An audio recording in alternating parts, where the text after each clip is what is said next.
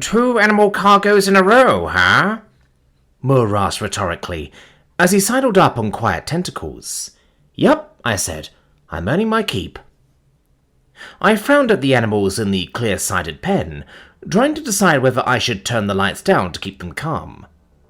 The half-dozen specimens of obscure alien livestock paced the enclosed area on 2 hooves each, looking like sheep that had gone the emu route. Long necks, twitchy, and excitable. Moore asked, "Will these take a lot of attention?" "Hopefully not," I told him. "I just like to avoid startling them if possible. Do you know this species? Apparently they freeze up and fall over when surprised." "They what?" he demanded, giving them a closer look. "Yeah, their muscles lock up. Sounds like it's an evolutionary thing, since the predators on their home planet leave them alone if they fall down dead like that. It imitates some other ailment that makes prey taste bad." "Wow," Moore said. "That's a new one." "There is an animal on Earth that does something similar," I admitted. "Fainting goats. But those are kept alongside expensive animals in the hopes that any predators would go for them first." Moore gave me a look, scrunching his forehead in a way that looked justifiably judgmental. I added, "That is no longer the case. They're just kept as a curiosity now." "I see," he said. Further conversation was interrupted by the arrival of Trilly, who I really should have expected, honestly. Scaring things was her favourite hobby. Of course, she couldn't pass up the opportunity to see our cargo's reaction for herself. The storm of black and red exoskeletons swarmed in for the hallway, legs flashing and blade arms spread wide, making me jump even though I'd seen it before. Moore did too. While Trilly hissed and spread her mandibles, every single emo sheep toppled over like a collection of fuzzy dominoes. I noticed in the back of my mind that they curled their necks in a way that protected them from knocking their heads on the floor. The front of my mind, on the other hand, was annoyed. "Trilly!" I exclaimed. "Quit scaring the cargo!" She hissed in predatory laughter and pulled her limbs in. "You can't expect me to resist that," she said. "Besides, I'm sure it's enriching for them." "No, it's not!" I split my attention between her and the animals that were still stiff on the floor. The fear of imminent death isn't enriching for anybody. Trilly waved a pincher, done hissing. "Oh, I'm sure it's fine. They get to think that they've outsmarted a predator, and that must be satisfying." "Not as satisfying as living in safety, with no threat of getting eaten in the first place." "Sounds boring," Trilly said. "And anyway, the owners should be grateful that we're testing their reflexes." "We'll be lucky if they aren't hurt," I said. The animals were starting to move again, clumsily righting themselves and staggering against each other as they got back on their feet. Trilly flicked an antenna and headed for the door. "They're fine. See? They have that layer of padding and everything. Absolutely made for this."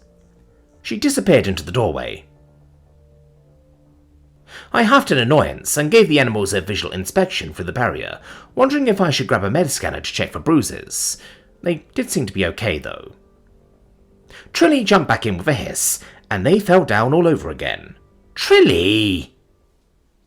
She didn't linger for conversation this time, scurrying out while hissing giggles. I threw my hands in the air and inspected our cargo all over again. Moore asked, "Should I have the captain tell her to knock it off?" "Maybe," I said. "Probably. We really don't want to hand them over with a bunch of minor injuries they didn't have before." Moore curled a tentacle, watching the animal stagger upright again. "She should know better." "She should," I agreed. "And yet—" "I'll talk to the captain. Do we know much about the owner's temperament? How displeased they're likely to be?" "Honestly, they may not care much, but don't tell Trilly that," I said in an undertone. "They gave us a hologram of one of those predators, in case we needed to make him faint on purpose for ease of handling." "What?" "Yep. And no, I did not need it to get them into the pen." Moore did some more judgmental tentacle movements, then headed out. "I'll have the captain talk to Trilly anyway." "Thank you," I said. The fuzzy emu sheep were wandering around like everything was fine now. Maybe it was, as far as they were concerned. I watched for a couple of minutes, checking for limps or hyperventilating. All good. If they were traumatized by the apparent brush with death, they hid it well. I looked over to where their food was stored in a cabinet, next to the palm-sized hologram projector. I turned a few things over in my mind. Then I took the projector, dimmed the lights, and went off toward the translation room. On the way there, Captain Sunlight called Trilly into the cockpit, over the intercom. Perfect. I passed her without comment. Then I had a short conversation with Coles, who was hard at work translating something at the workstation next to Trilly's. Frillian poetry by the looks of it. That usually paid well, and this one was enough of a complicated headache that Coles didn't mind taking a break. The quiet smile looked at home on his lizardly face when I explained. Then I left the hologram projector just inside the door and went down the hallway to wait out of sight. Trilly's footsteps were as quiet as usual, but I heard the door open. Half the ship probably heard the terrified hissing shriek Trilly let out at the sight of something much bigger and scarier than her lunging from the doorway. I laughed, and so did Coles. She favoured us both with her most severe glares when I came over to retrieve the projector. She didn't agree that it was an enriching experience, frightening off a predator like that, but I didn't really expect her to.